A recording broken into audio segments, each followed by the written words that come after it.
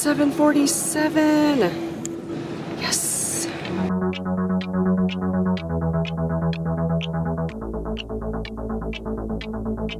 It's not enough to feel alone and not be heard. Don't know right from wrong, and your lines have all been blurred. Is it me, is it you, or is it something I deserve? Okay, I'm on board and I've got a window seat.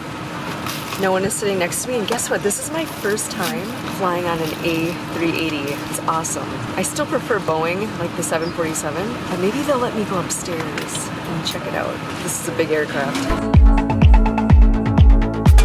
'Cause everyone else knows the children of the world. We are the children of the world.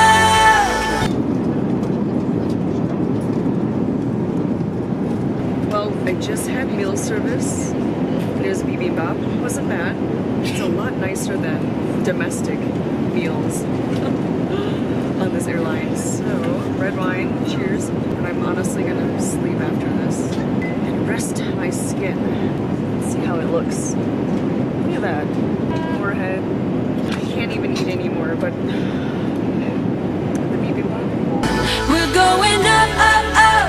Things are coming our way. We are the children of the world. We're rising up, up, up. So I asked one of the cabin crew members about this A380 because I've never been on one, and it's a different configuration from Emirates, obviously, because every airline has their own styles. So upper deck is only business class, where that's first class for Emirates, but the front of the plane is where they have first class. But I saw the back of the aircraft, and it's a duty-free shop, which is very cool.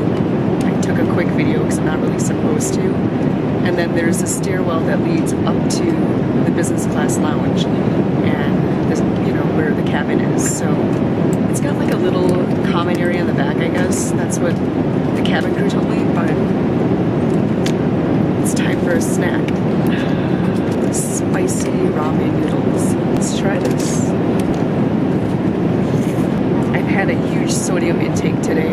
Anyway, there's like 5 hours and 15 minutes left of this flight. I did sleep most of the way, so I'm gonna eat this, nap again.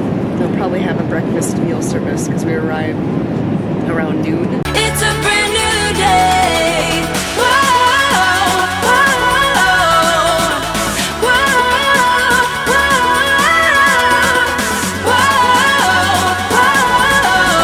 whoa. Well, breakfast was served with 2 hours left of the flight. Now it's like an hour and 45 minutes until we land. You know, it's not too bad. Like, got some Cajun omelet. But my hair, it's not behaving. Skin, ugh, I look beat up. I am not looking forward to the flight to JFK because that's another 6 hours. Long journey, but I love visiting Korea.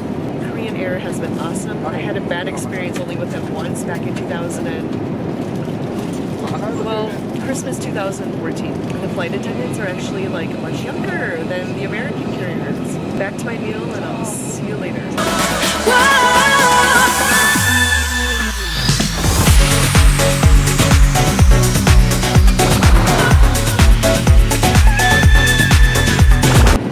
We're landing in less than 7 minutes, and I want to say that Korean Air, this cabin crew, I love their hair. It looks so polished. Why can't American carriers have that same standard? I mean, everyone but America, I feel like, has much better hair for cabin crew standards. So, headed into LAX in a moment.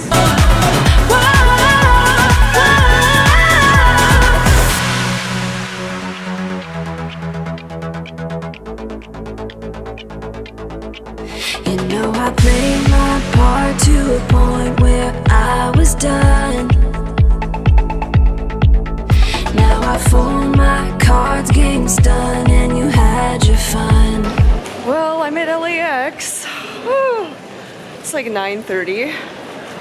I'm so tired. Now I gotta go through customs and immigration. But first, I must find a bathroom. Oh, the lighting's nice. My skin looks good considering I have some bruising and scabbing going on here. Oh, it's so weird to be back in the States. Incheon. Oh, cute. Oh, what kind of dog is Bobby? Martha's. Oh, what's wrong? What's wrong? I just got my suitcase. Yes, now I can check in for my other flight. But how cute was Bobby the Maltese? So adorable.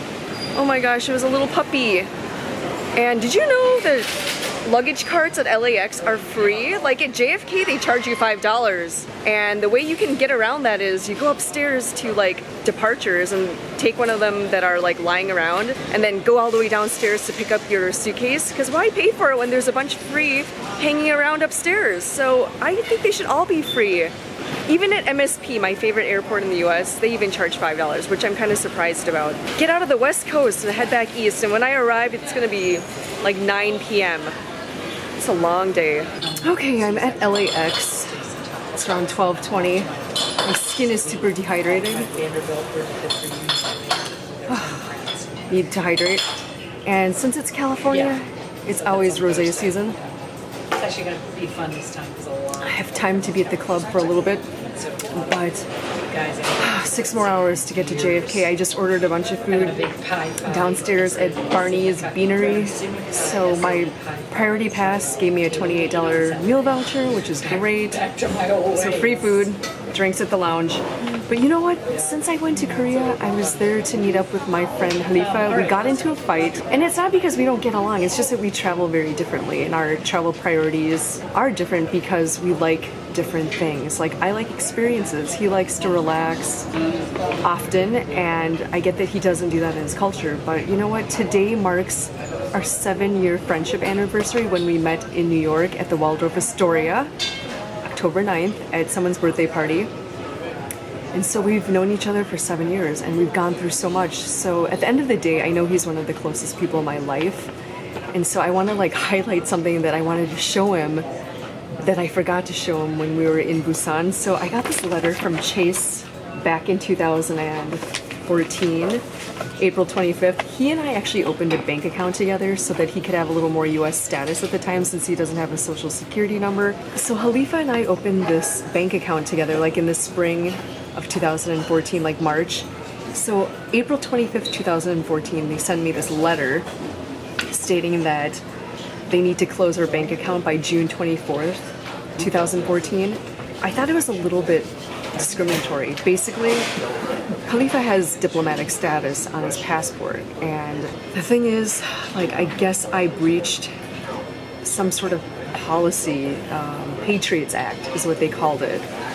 And so they closed all my Chase bank accounts. I had 4 of them. And I complained about this because I had been with Chase for a while, and I went to private banking and complained as well.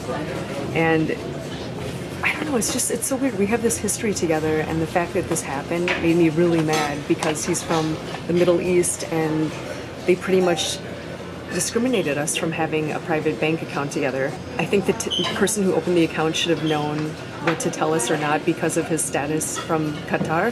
That brings back memories. So now I'm no longer with Chase. I can't even have an account with them. So I've just been with Wells Fargo since like, what, 1990 something. But that's okay. So I just remember this. I brought this letter with me to show him. But yeah, so cheers to 7 years of our friendship. Right now it's a little on the rocks, but I feel like we will always make up, and I respect him at the end of the day. He always gives me great advice for just becoming a better version of myself, and I try to tell him as well, but you know what? We're all stubborn. We travel differently, so I've come to the fact that not everyone, even if you're close friends, will be the same. I will see you back on the plane. Is it me, is it you, or is it us you're running from? 'Cause everyone else knows the children of the sun. We are the children of the world. It's almost 10:30 p.m. I am still at JFK. About an hour ago, you saw me deplaning. But it is so nice to be back and grounded in New York as much as I love traveling. The reason why I'm still here is because I just had to sit down and stretch and look at all my emails because I am not going to look at them tomorrow. I am so backed up with messages from being in transit from Incheon, Seoul, Korea to New York that they all piled up and they're all done now. I'm gonna get my bag and head back to my apartment, but today is October 9th, as I mentioned. I met Khalifa 7 years ago on this date at the Waldorf Astoria at a birthday party. So as much as we've gone through our ins and outs and ups and downs and trials and tribulations, he will always be a special person in my life, a wonderful friend, and we have different, viewpoints and opinions now. We've slightly grown apart because he doesn't live in New York anymore, but he will always be a special person in my life, and I really respect and value him because he's always been like my younger brother from another mother. He's probably in transit back to Doha now, but it would have been cool to hang out with him in Seoul if I didn't have to leave one day earlier back to New York. Anyway, let me know what you think of my experiences in Korea this time, from meeting up with Khalifa, hanging out with him doing the BAIFF, the Busan International Film Festival, doing my Korean beauty treatments, the mukbangs. Like, what else could I do in Korea next time I go back besides more beauty treatments and mukbangs? I think I should personally explore Seoul more. I haven't even done that properly yet. So next time I go back, I will have to do that because it was a great trip. Thank you for following along in my journey. Please subscribe for more content. I'm tired. I'm going to get home and shower and sleep. So there's no place like New York.